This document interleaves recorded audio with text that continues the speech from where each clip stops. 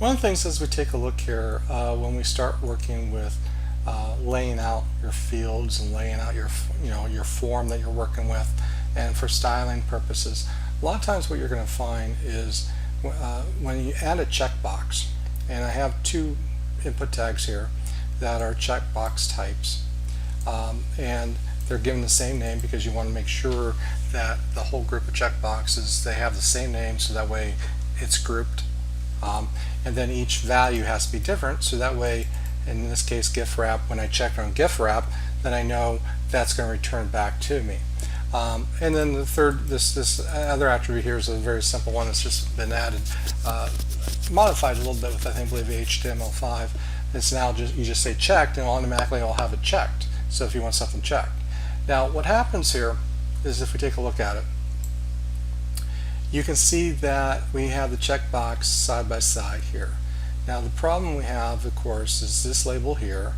It looks like more like it's related to this checkbox, and because there's some spacing and so forth issues. Now what happens W3, well, I didn't say W3 Schools, but a lot of websites, what they do is they say, okay, type in your tag, your input tag, and then type in the label for it. Now what I really want to do here is I want to again stress that when you're putting in a label, I want you to use a label tag. And the label tag is again, inline element, but it's going to help you in the long run. So in this case, I just went ahead and added the label tag, and then when I'm making sure of my attribute, I have the for attribute here, and I'm going and look at the value. Now up here, when we did the label, we were looking at the name. So because the checkboxes, you have different values assigned, that's where you have to look for that. And again, it's just a better, you're not going to see a difference here, okay? So when I go ahead and save this real quick, and I'll bring over that page, the only thing that you might see a little bit of difference, I should say, is the spacing that we have here. It did make some adjustments with that, and so, which is good, because now we can then work with the formatting. Okay, so what can we do with that? Well, we can adjust the spacing, in between, gift wrap and the checkbox. Well, can we change the font size? Yeah, so we can now tell it to go and look at the label tag. Now keep in mind, as we work with this, we have other label tags up here. Then we have label tags down here. So how do we go and apply style into just those? I would do, add a class to the label tag if I was going to do this. So I would say class equals, and then give it a name. If you're working with, let's say check label, and then I'm just going to, the beauty of this is you copy this, because classes can be used in multiple elements, and I can bring that down here with the label as well. So now I can go in and I can apply styling to that. So let's just say, for example, I'm going to go up here to let's copy that. I'm going to come up here to my style sheet, and I'm just going to put in .check label, and I can again change the font size. So let's just make it a little bit larger. I can make different controls with that. But again, as you start working with that, you might not want to do that. Here, I'll make this to 24, and when you look at it, it's going to throw off the layout, and it's too close together and so forth. So, again, you got to pay attention, as you're starting to work with this, and say, okay, what can I do with that aspect? The other thing too, I'm going to go ahead and delete that font size. What if I want to try to get it all, include catalog with order all into, one line? Well, let's take a look here. The problem that we have here is I want to go back to my style sheet, and I want to see here that my label tag is, I have width set to 100 pixels. Automatically, it's assigning 100 pixel width to it. So in this case, We don't want that for the check label. So maybe we're going to have to change this, and maybe we have to change it to 150 px. This is where you semi have to experiment a little bit. Once you look at certain things, again, depending on what you have here, you can change it whatever you want. Now, as I refresh this and I come over and I refresh it, I'm able to do that. But now notice I have a big gap in between. What do I do? So basically you have the space that's in between here is the label and this checkbox. Well, you got to remember, you got other styles being applied.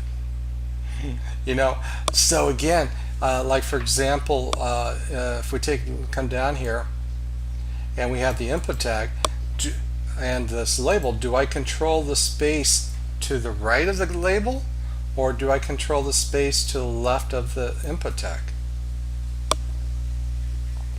Okay, so if that's the case, then you might have to go in and you might have to specifically identify this input tag.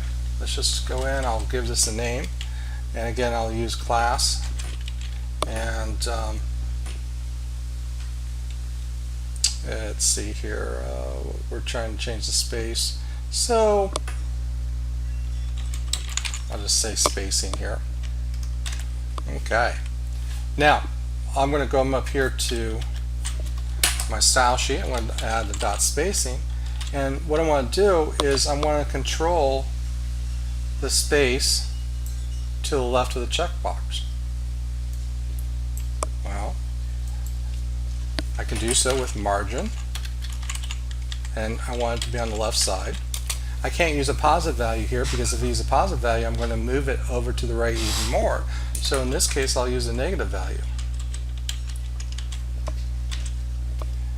And then when I save that and I refresh my page,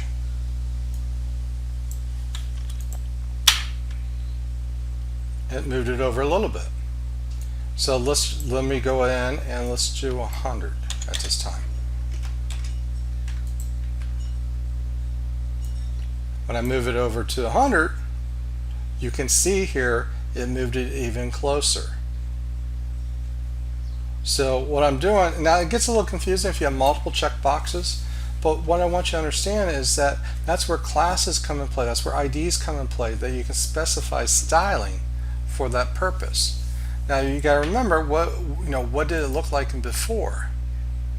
Pretty much kind of looked like this. Now we're adding a little extra space, we're making it easier to read, easier to click on, and so forth. Another thing, as we're talking about checkboxes and radio buttons, is that what we're learning here would relate to radio buttons as well. Okay, that's checkboxes and radio buttons, they pretty much act the same way when it comes to styling. So all I'm trying to do is give you some ideas about when it comes to laying things out, how do we properly put things side by side.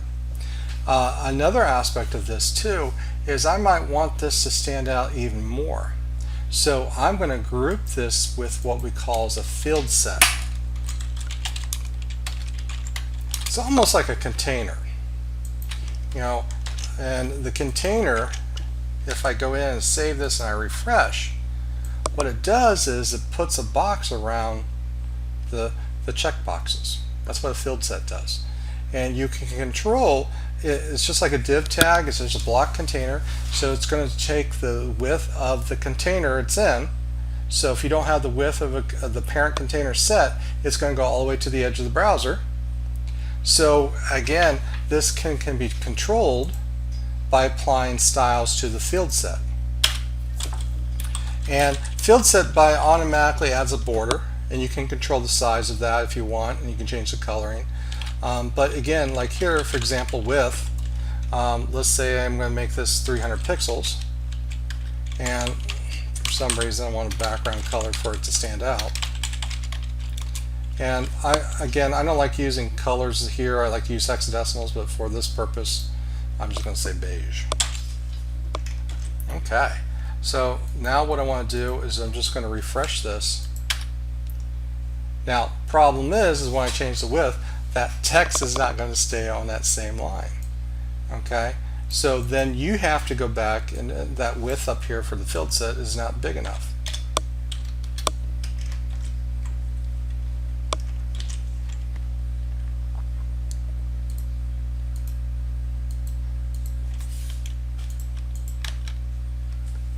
So again, now this all changes if you do a lot of display flex, and you're going to go in and control the widths that way and so forth. Display flex gets a little more control. But I'm just keeping everything basic here so we have a better understanding how things can be laid out, on your form, and how you can do some styling to it.